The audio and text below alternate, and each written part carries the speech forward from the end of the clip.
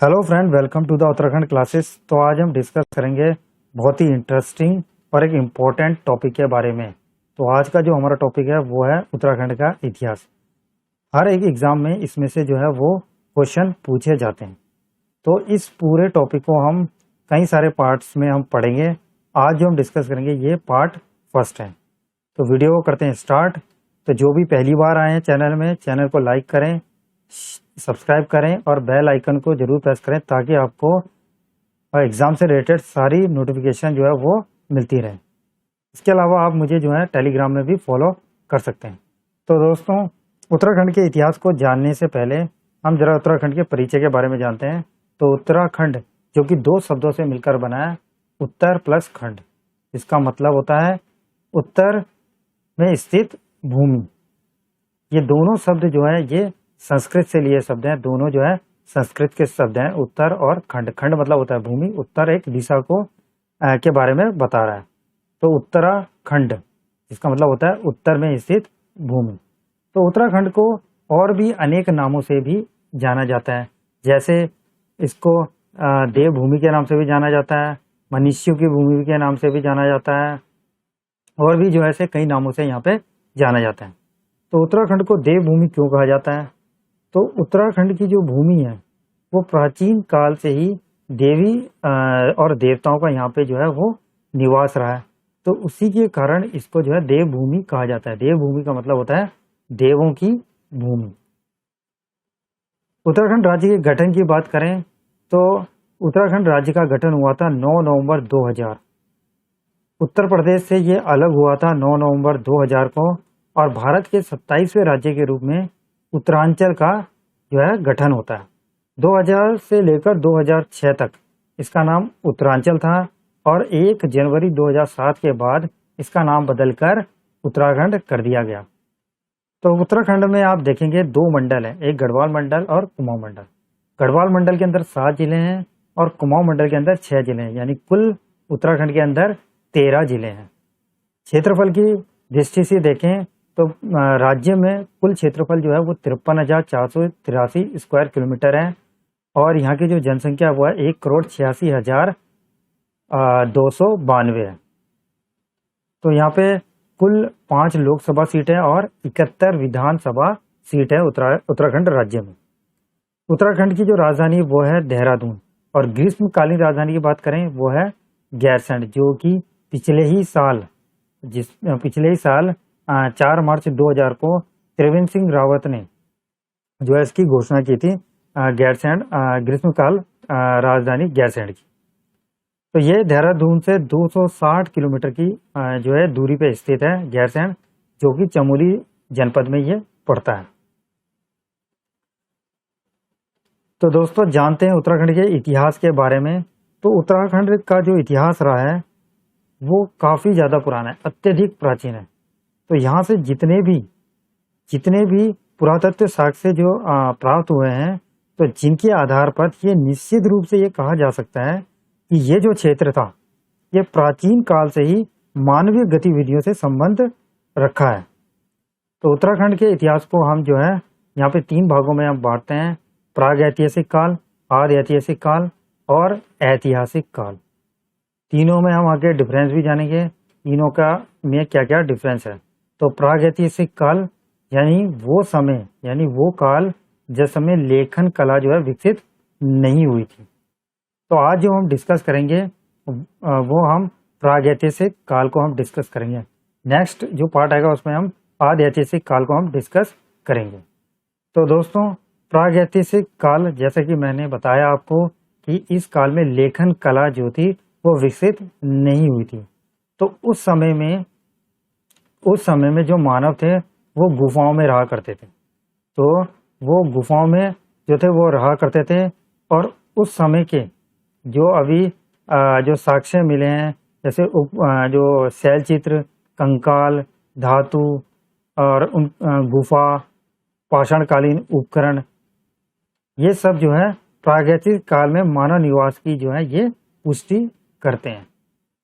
तो यहाँ हम कुछ जो है उड़ियार के बारे में हम यहाँ पे डिस्कस करेंगे कि कौन सा उड़ियार जो है वो कहाँ पे स्थित है, उडियार का मतलब होता है गुफा, इंग्लिश में कहते हैं जिसे केव। तो यहाँ हर एक जो है हम गुफा के बारे में हम डिस्कस करेंगे, कौन सा कहाँ कहाँ पे स्थित है।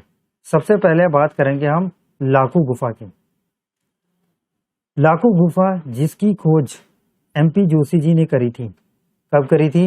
1963 में। इसकी खोज कब की थी? 1963 में की थी MP जोशी के द्वारा।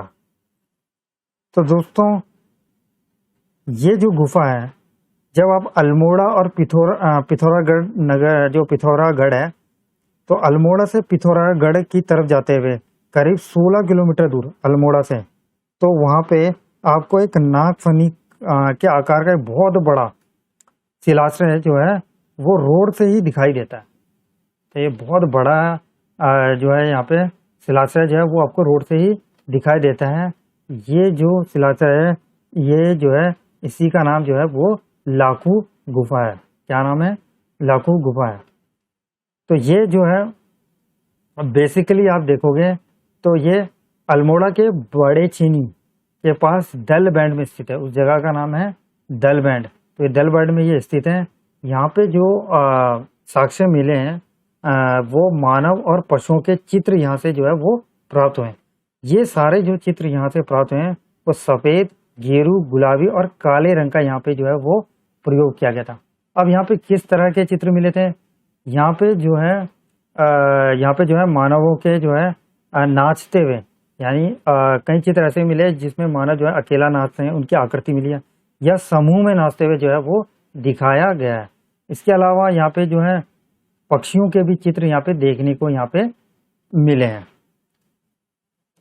नेक्स्ट हम बात करते हैं लेथपा गुफा। कौन सा गुफा है? लेथपा गुफा।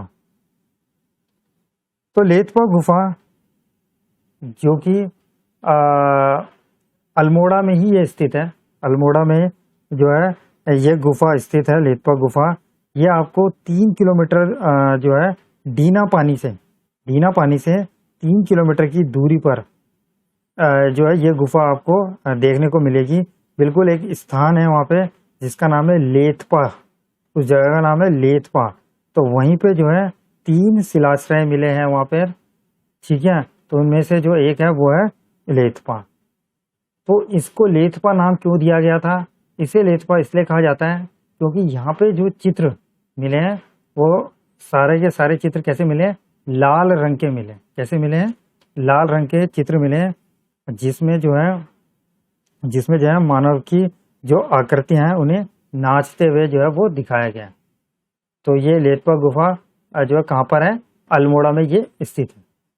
नेक्स्ट हम बात करेंगे पेटशाला की। पेटशाला ये भी अल्मोड़ा में स्थित है। अल्मोड़ा के पूनाकाट गांव, पूनाकोट गांव है एक अल्मोड़ा में, उसके बीच में जो है कफराकोट पड़ती है जगह। तो वहीं पर जो है नृत्य करते हुए मानवों की जो है वो आकृतियां जो थी वो प्राप्त हुई थी। उसके बाद हम बात करेंगे फल सीमा की। फल सीमा जो गुफा है ये भी अल्मोड़ा में ही स्थित है। यहाँ पे योग और नृत्य करते हुए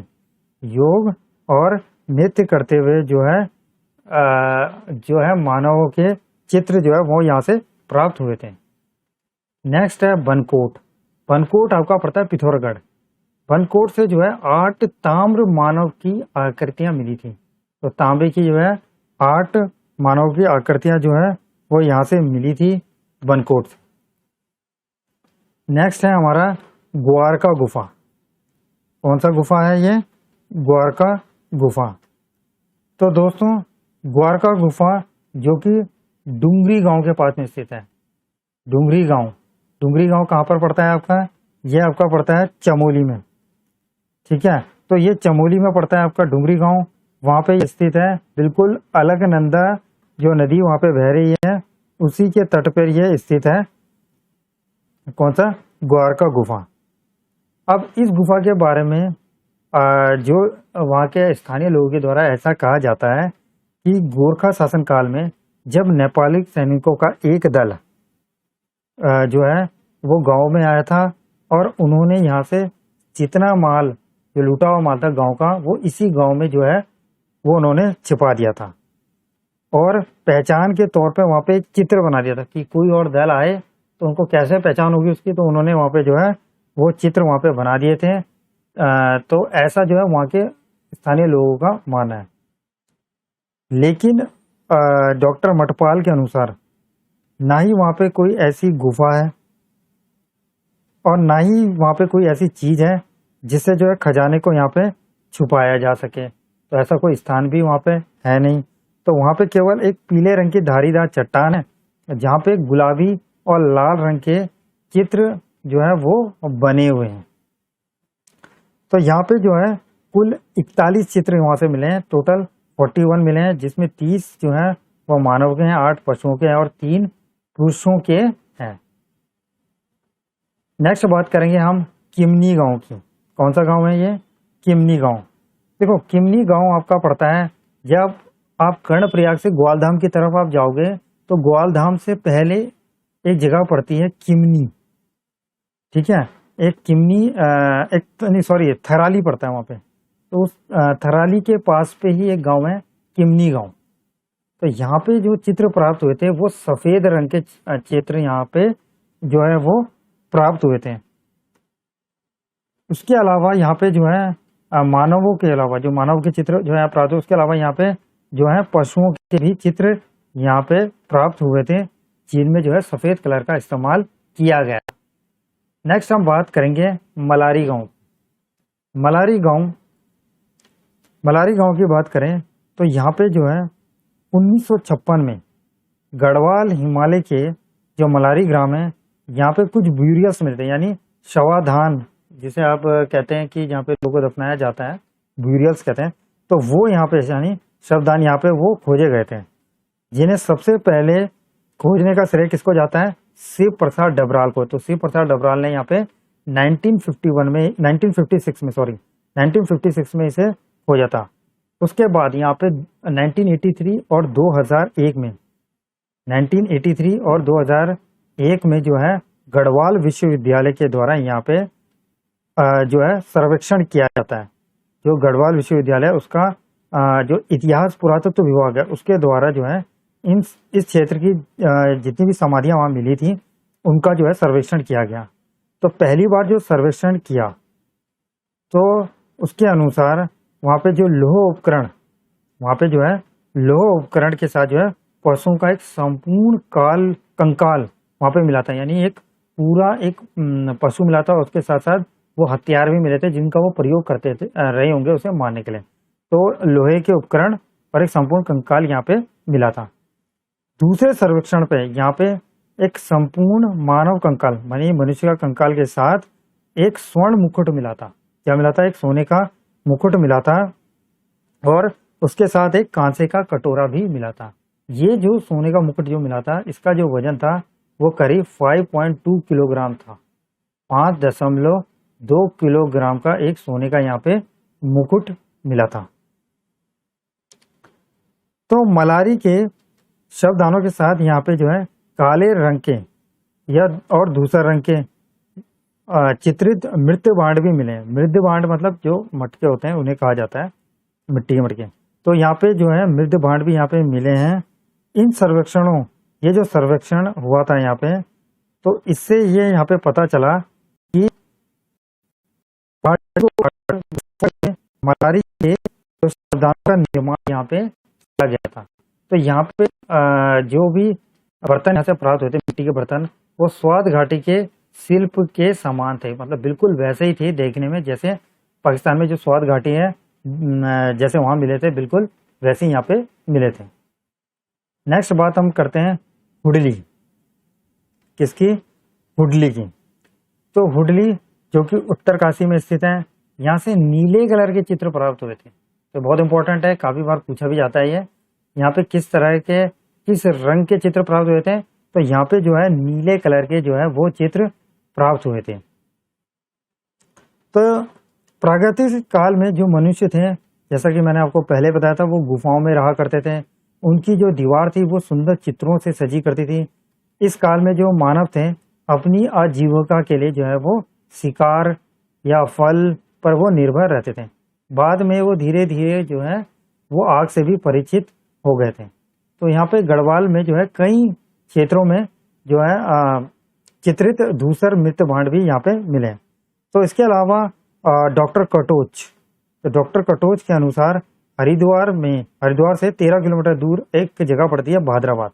तो जब भादराबाद नहर की जब खुदाई हो रही थी तब 1951 की बात है, तो वहाँ पे जो है ताम्र उपकरण जो है वो मिले थे। और उसी स्थल पे 1953 में जब यज्ञदत्त शर्मा के द्वारा जो है उत्खनन किया जाता है, तो वहाँ पे पाषाण उपकरण यानी स्टोन टूल्स जिन्हें कहा जाता है, ठीक है, उनके साथ साथ यहाँ पे मृत भांड भी प्राप्त हुए थे।